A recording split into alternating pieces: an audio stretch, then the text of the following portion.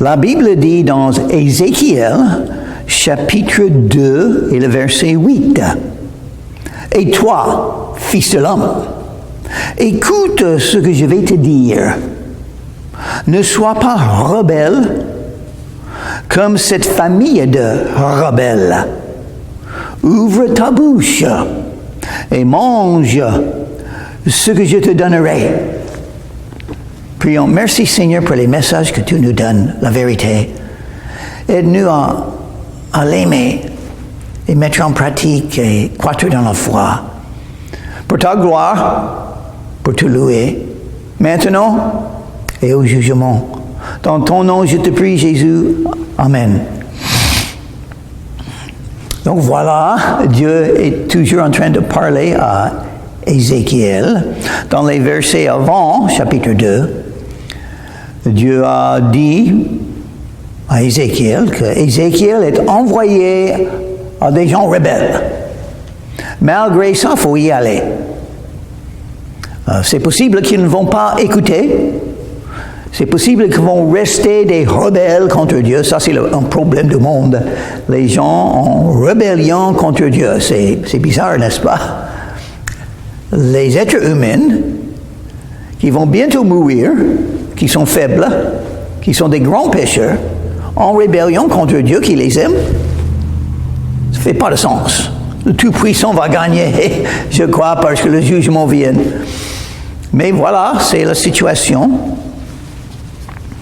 Et on est envoyé, je pense un petit peu.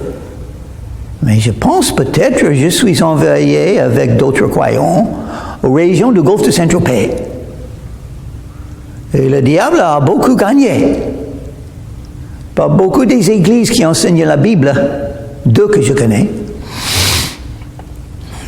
Ils sont petits, comme la mienne, mais ça c'est pas grand-chose. Mais où sont? Mais il y a beaucoup de monde. 200 000, 300 000, et dans l'été, beaucoup plus que ça. Qu'est-ce que c'est le problème? Les gens en rébellion contre Dieu. Dieu invite les gens à venir à Jésus. Il appelle les gens à venir à Jésus et croire en lui. Repentez-vous, car le royaume des cieux est proche. Ça, c'est le message. Il faut naître de nouveau. Quiconque invoquera le nom du Seigneur sera sauvé. Le salaire du péché, c'est la mort. Mais le don gratuit de Dieu, c'est la vie éternelle. Par Jésus-Christ notre Seigneur. L'Esprit et l'épouse dit, viens à Jésus. Que celui qui a soif vienne. Mais les gens sont en rébellion. Ils aiment les mensonges que disent que Dieu n'existe pas. Mais le premier mot de la Bible, au commencement, Dieu a créé les cieux et la terre. Qu'est-ce que c'est le problème? On va mourir. Il faut avoir la vie après la vie éternelle. Il faut le pardon des péchés. Ça doit être évident. Mais le problème, c'est la rébellion. Et la rébellion se trouve dans l'existence humaine très facilement. Les gens sont en rébellion contre le gouvernement, dans le mariage, dans la famille. Et le grand commandement, des 10 commandements pour la famille, c'est que les enfants honorent, respectent, obéissent les parents. Mais on voit la rébellion partout.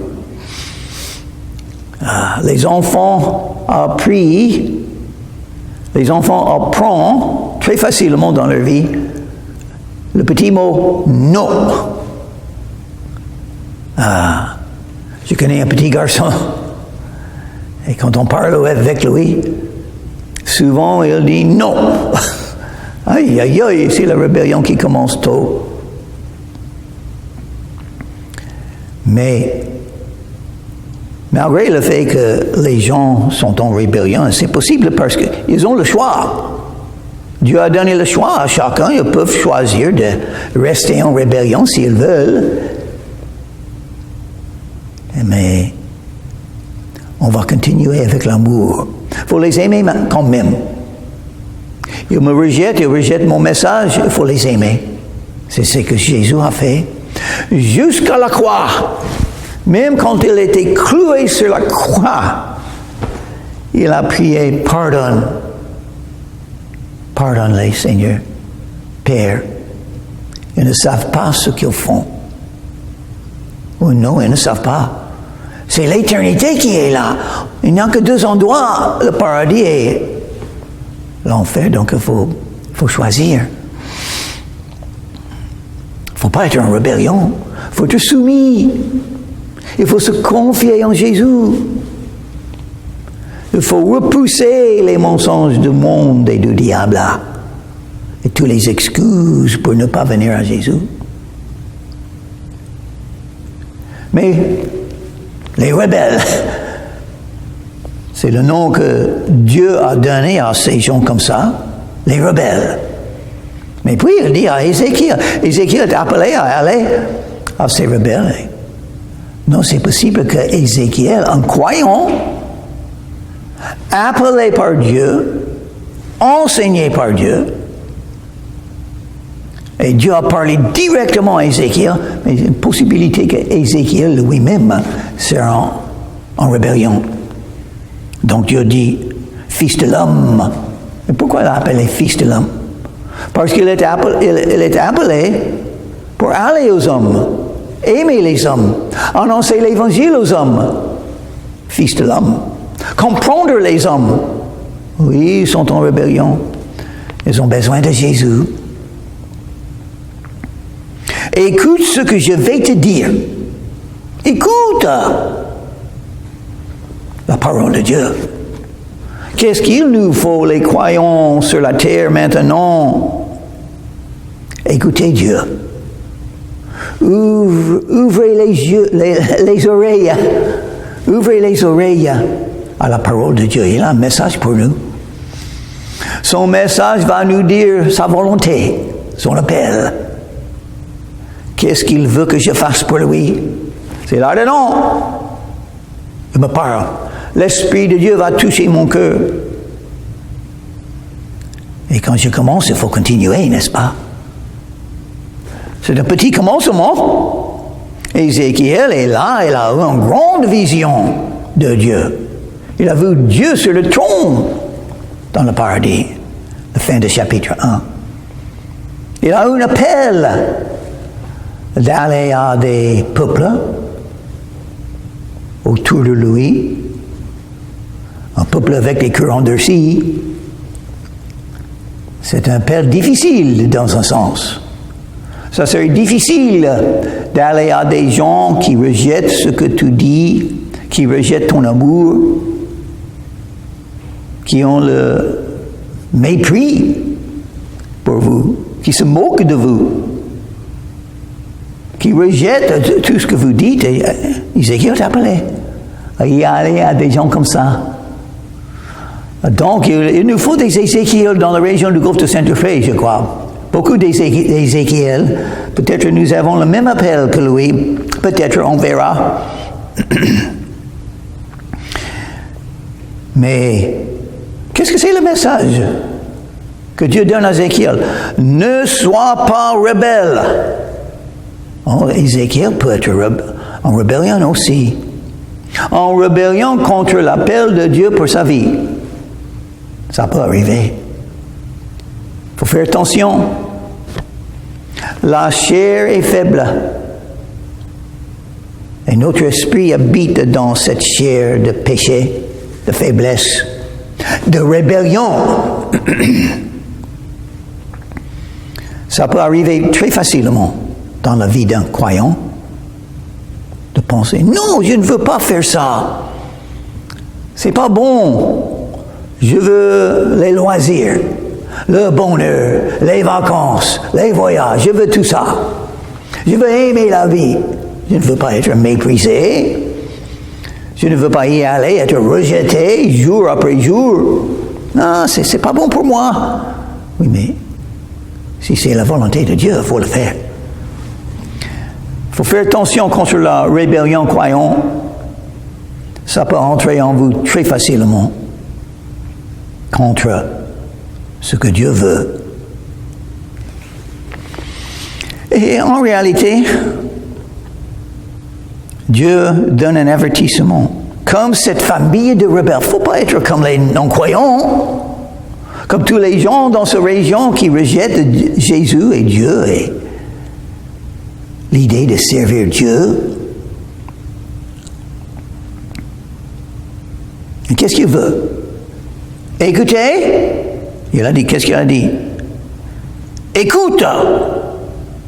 Il a dit, écoute, verset 8, écoute, ne sois pas rebelle, soumis à Dieu et sa volonté, toujours la prière, que ta volonté se fasse par la mienne.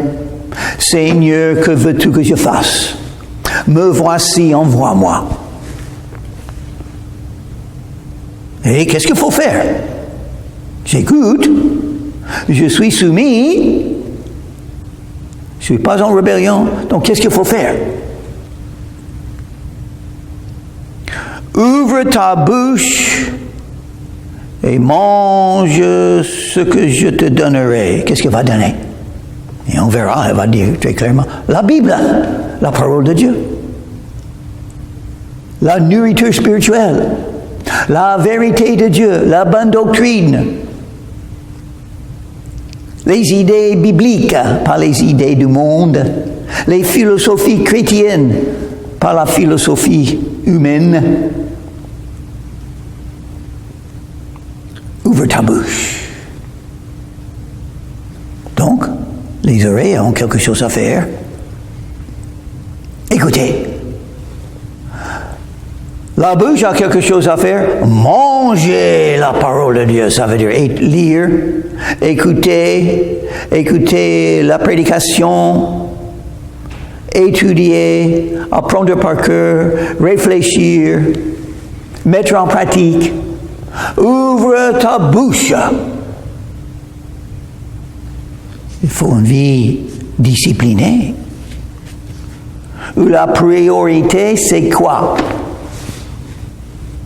La Bible. La priorité, la Bible. C'est pourquoi les églises, quatre choses qui est fait dans chaque église, une vraie église. Une des choses très importantes, la prédication de la Bible. Prêcher la Bible. Enseigner la Bible. Ce qui veut dire enseigner Jésus. La vie de Jésus, les enseignements de Jésus, les paroles de Jésus. Mange. Jésus a dit, quand il a cité Deutéronome, l'homme ne vivra pas de pain seulement, mais de toute parole qui sort de la bouche de Dieu. Oh, ça sort de la bouche de Dieu, ça doit entrer dans notre bouche. C'est intéressant qu'il a parlé de la bouche comme ça. Manger veut dire... Et combien de temps est-ce qu'on mange? Plusieurs fois par jour. Souvent, on ne peut pas vivre sans manger. On va perdre de force. On va mourir si on s'arrête de manger. Je regardais et voici une main était étendue vers moi et elle tenait un livre en rouleau. Voilà. Dieu nous a donné la parole de Dieu. Jésus a dit, le ciel et la terre passeront, mais mes paroles ne passeront point. Jamais. Quelque chose d'éternel. Tout ce qu'on voit dans le monde va disparaître, mais pas ça. Ça vient de Dieu. C'est Dieu qui a donné le livre. On dit, oh, les hommes ont écrit. Oui. C'était leurs mains avec les stylos. Les hommes ont fait ça. Souvent, ils ont cité des femmes aussi, par exemple Marie, par exemple Bathsheba, Proverbe chapitre 31. Souvent, c'était les paroles des femmes. Peut-être le plus grand des prophètes, la prophétesse Déborah, citée, mais écrit par la main des hommes. Mais Non, c'était Dieu qui a guidé les écrits. C'est Dieu qui a donné le livre. Commençons avec Moïse, qui a écrit les premiers 5 livres de la Bible, jusqu'à l'apôtre Jean, qui a écrit le dernier livre de la Bible, l'Apocalypse, et d'autres. L'Évangile selon Jean, les 3 épîtres de Jean et Apocalypse. Donc il a écrit 5 livres de la Bible. Intéressant. Le premier qui a écrit de la Bible, Moïse, a écrit 5 livres. Le dernier qui a écrit une partie de la Bible, l'apôtre Jean, et il a écrit 5 livres. Dieu sait ce qu'il fait. Verset 10, il le déploya devant moi, et il était écrit en dedans et en dehors des lamentations, des plaintes et des gémissements. Il était écrit, oh oui, il y a beaucoup de choses, c'est-à-dire tout ce qu'il vous faut pour toutes les situations de la vie humaine, c'est là-dedans. Si vous êtes troublé, vous allez trouver le réconfort.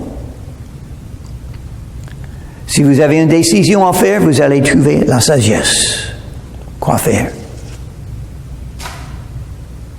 Si vous avez entendu beaucoup de mensonges de ce monde, vous allez trouver la vérité.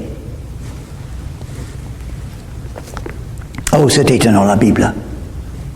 Tout ce qu'il vous faut est là-dedans. Vous avez les problèmes dans le mariage, vous allez trouver quoi faire, quoi croire. Vous n'êtes pas encore tout ce qu'il vous faut, tout ce que vous devez être. Vous allez trouver comment être le serviteur de Dieu que tu dois être. Là-dedans. Ton appel, là-dedans. Comment le faire? Là-dedans. Chapitre 3. Dieu continue à ce sujet. Il me dit, fils de l'homme, faut pas jamais, on est là pour les autres. Je suis sauvé, mais je vais vivre éternellement dans le paradis. Je suis là maintenant pour les autres, les hommes, les êtres humains, les hommes et les femmes. Je suis là pour les servir, pour les aimer, pour les aider. Je ne peux pas aider tout le monde, mais je peux aider quelques-uns qui passent par ma vie. Les petits rendez-vous ici et là. Ah, cette personne, je peux l'aider. Elle a besoin. Je vais l'aider. Par la grâce de Dieu. J'ouvris, mange ce que tu trouves, mange ce rouleau et va. Parle à la maison d'Israël. Ah, voilà. Je mange la Bible, j'étudie la Bible. Puis il faut aller aux autres et leur dire. Il faut aller aux rebelles. Il faut aller aux non-croyants avec ce que j'ai appris de la Bible. Malheureusement, il y a ceux qui étudient beaucoup la Bible. Souvent, ils se trouvent dans les universités chrétiennes. Ils étudient toute la journée la Bible. C'est bien ça, n'est-ce pas? Ça dépend. Combien de temps est-ce qu'ils vont aux non-croyants et aux rebelles de ce monde avec ce qu'ils ont appris? C'est pas assez de manger la Bible. Hein? Ça, c'est le début. Il faut le dire, l'enseigner aux autres. Enseigner la Bible. Annoncer l'Évangile. Donner la vérité que vous avez maintenant dans la tête et dans le cœur. Il faut que ça sorte par la bouche. Ou les oreilles avaient quelque chose à faire. Écoutez Dieu. La bouche a deux choses à faire. Manger la Bible et puis dire la Bible, parler. Il faut le dire. J'ouvris la bouche, donc il a fait. J'ouvris la bouche et il me fit manger ce rouleau. Parce que il y a 3000 ans, presque 3000 ans, on n'a pas eu des papiers comme ça pour la Bible, on avait des rouleaux. Donc, nous sommes bénis. Nous pouvons imprimer des Bibles. C'est très facile à lire et étudier la Bible. Vous savez, il y a longtemps, on n'avait que quelques rouleaux, ici et là. Il a fallu partager avec les autres croyants. Pratiquement personne n'avait sa propre Bible chez lui. Maintenant, je vois 4 Bibles juste là. Un autre 5 Bibles. Une autre Bible par là, sur la chaise. Les Bibles sont partout. Et est-ce qu'on en profite? Il me dit, Fils de l'homme, nourris ton ventre et remplis tes entrailles de ce rouleau que je te donne. Nourris. Combien est-ce qu'il faut lire chaque jour? Assez pour être nourri. Il ne faut pas lire. Oh, j'ai lu 2 chapitres aujourd'hui, donc c'est fini, j'ai fermé, et bon, voilà. Mais est-ce que tu as été nourri? Peut-être tu peux lire 2 versets et tu serais nourri, avec une bénédiction, afin que tes yeux soient ouverts pour mieux voir Jésus et ses promesses. Son amour, sa puissance, sa présence, sa volonté, sa sagesse, sa mort, sa résurrection, sa vie, ses enseignements, ses guérissons. Et je mangeai et il fut dans ma bouche doux comme du miel. Oh, c'est bien la Bible. Il n'y a rien qui est mieux. C'est le meilleur de tous les livres. Vous aimez lire? Ça, c'est le meilleur. Il ne faut pas trop louer les autres livres. Ils sont rien en comparaison avec la Bible.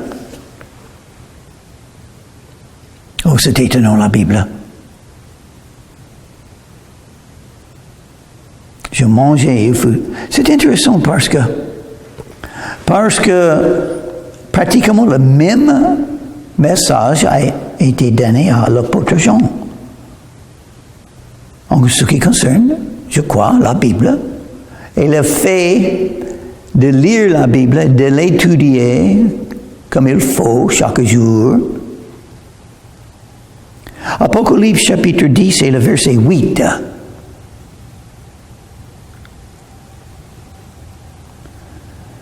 La Bible dit, et la voix que j'avais entendue du ciel me parla de nouveau et dit, va, prends le petit livre ouvert dans la main de l'ange qui se tient debout sur la mer et sur la terre. Cette fois, l'ange avait la Bible. Il parle de toute la terre. La Bible est pour toute la terre. Dieu a donné la Bible, c'est pour tout. Si vous êtes appelé à enseigner la Bible, vous êtes bénis. Qu'est-ce qui est mieux que la Bible? Connaître, manger. Il faut manger la Bible, l'apprendre, toute la Bible. 66 livres dans la Bible. Il faut connaître tout ça. Vous pouvez étudier toute la vie. Et il y a toujours des choses à découvrir. Les choses spirituelles. Les enseignements étonnants qui vont être comme le miel, doux, bon, parfait, exactement ce qu'il vous faut pour vous encourager, pour vous fortifier, pour que vous puissiez mieux voir Jésus et mieux connaître.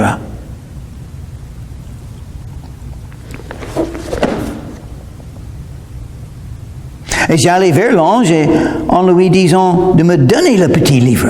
Il faut faire quelque chose pour avoir la Bible. Il faut étudier. Il faut trouver un endroit où vous pouvez très bien étudier. Vous aurez le temps d'étudier pour apprendre. Il me dit, prends-le et avale-le. Exactement le même message qui a été donné à Ézéchiel. Et c'est le même message pour nous. Vous avez la Bible, il faut le prendre et il faut l'avaler.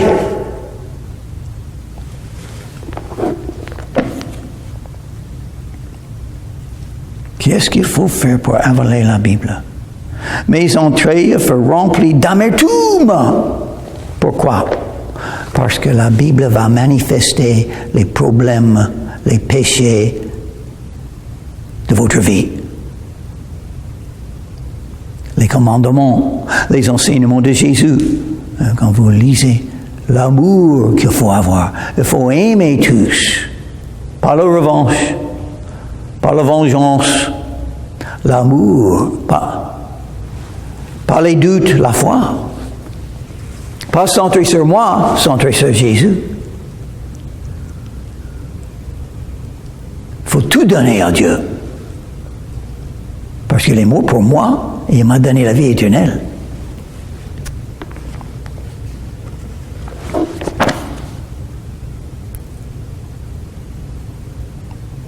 Je pris le petit livre de la main de l'ange et je l'avalai. Et il fut dans ma bouche doux comme du miel. Mais quand je l'eus avalé, mes entrailles furent remplies d'amertume. Puis on me dit, il faut que tu prophétises de nouveau sur beaucoup de peuples, de nations, de langues et de rois. Donc après bien apprendre, après avaler, le même résultat pour Ézéchiel, pour l'apôtre Jean et pour nous. Il faut dire aux autres, il faut l'enseigner, il faut annoncer. Verset 4, Ézéchiel chapitre 3. Et il me dit, fils de l'homme, va vers la maison d'Israël et dis-leur mes paroles. Si vous avez appris quelque chose de Dieu, il faut le dire aux autres. Oh, c'est étonnant. Hein? Oh, c'est merveilleux. C'est la meilleure vie. Trouvez les moyens de mettre dans votre vie quotidienne la Bible. Apprends. Avale. Et puis après, ouvrez la bouche. Il ne faut pas être un rebelle. Ouvrez la bouche. Pas d'excuses. Il ne faut pas dire, oh, c'est parfait comme ça en France. Ouvrez la bouche. C'est le message de Dieu. Avalez la Bible. Et puis ouvrez la bouche et l'enseignez. Dire aux autres. C'est étonnant, l'appel de Dieu. La volonté de Dieu. C'est la volonté de Dieu. Pour chaque croyant, ne pas être rebelle. Ouvre la bouche. Avale la Bible. Et puis ouvre la bouche encore et enseigne la Bible. Parlez de la Bible. Parlez de Jésus. Il est la personne centrale de la Bible. Prions. Merci Seigneur. Oui, tu es miséricordieux. Merci. Que ta volonté se fasse, que ton nom soit glorifié. Guide-nous selon tes promesses. Que nous puissions croître dans la foi, mieux aimer toi et les êtres humains. Dans ton nom, je te prie. Amen.